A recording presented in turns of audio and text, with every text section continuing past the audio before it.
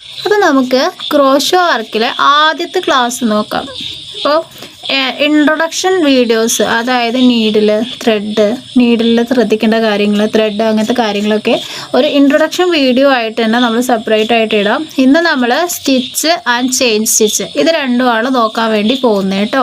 അപ്പോൾ ആദ്യം നമുക്ക് എന്ത് ചെയ്യാം, ചെയിൻ സ്റ്റിച്ച് ചെയ്യുന്ന സമയത്ത് നമുക്ക് എന്തൊക്കെയാണ് ആവശ്യമായിട്ടുള്ളതെന്ന് നോക്കാം. ഓക്കെ, അപ്പോൾ നമ്മൾ ചെയിൻ സ്റ്റിച്ച് ചെയ്യുമ്പോൾ ആദ്യം തന്നെ നമുക്ക് ആവശ്യമായിട്ടുള്ള സ്ലിപ്പ് സ്റ്റിച്ചാണ്. അപ്പോൾ ആദ്യം നമുക്ക് എന്ത് ചെയ്യാം, സ്ലിപ്പ് സ്റ്റിച്ച് ഇട്ട് കൊടുക്കാം. അപ്പോൾ എങ്ങനെയാണ് സ്ലിപ്പ് സ്റ്റിച്ച് ഇടുന്നതെന്നാണ് നമ്മൾ ആദ്യം കാണിക്കാൻ വേണ്ടി പോകുന്നത്.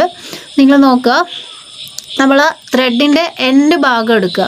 കണ്ടില്ലേ, ഈ എൻഡ് ഭാഗം ഇതാ നമ്മൾ കൈയിൻ്റെ അടിയിൽ ഈ 2 വിരലുകൾക്ക് മുകളിൽ ഇങ്ങനെ വെച്ച് കൊടുക്കുക. നമ്മുടെ കൈ വെച്ച് ഇങ്ങനെ പിടിക്കുക. നോക്കുക, നേരെ ഇതാ ഈ നീളത്തിൽ വരുന്ന ത്രെഡ് ഉണ്ടല്ലോ, ഈ ഒരു ത്രെഡിനെ നേരെ ഇങ്ങനെ കൊണ്ടുവരിക.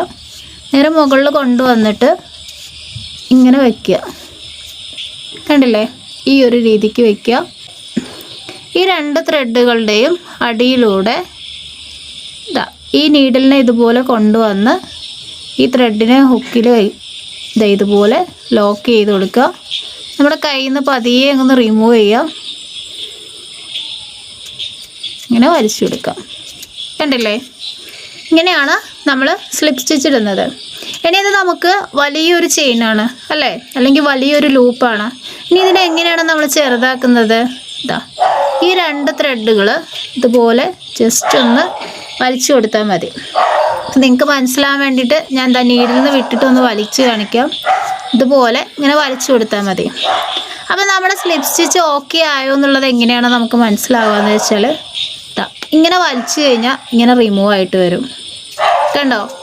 അപ്പോൾ ഇങ്ങനെ റിമൂവ് ആയിട്ട് വരുന്ന സ്ലിപ്പ് സ്റ്റിച്ചാണ് കറക്റ്റായിട്ട് വരുന്ന സ്ലിപ്പ് സ്റ്റിച്ച് എന്ന് പറയുന്നത് കേട്ടോ.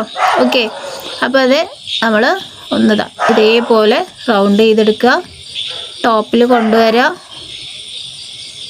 എന്നിട്ട് കേട്ടോ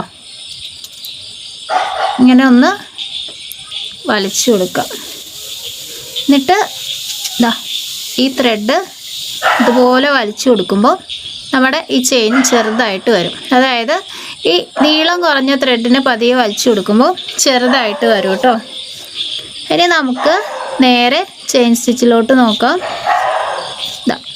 ആദ്യം നമ്മൾ എന്ത് ചെയ്തു, ത്രെഡ് ഈ ലൂപ്പിൻ്റെ ഉള്ളിലൂടെ നമ്മുടെ നീഡിലിനെ ഇട്ട് കൊടുത്തു. കണ്ടില്ലേ? എന്നിട്ട് ശ്രദ്ധിക്കുക, ഈ നീഡിലില്ലേ, ഈ നീഡിലിനെ നേരെ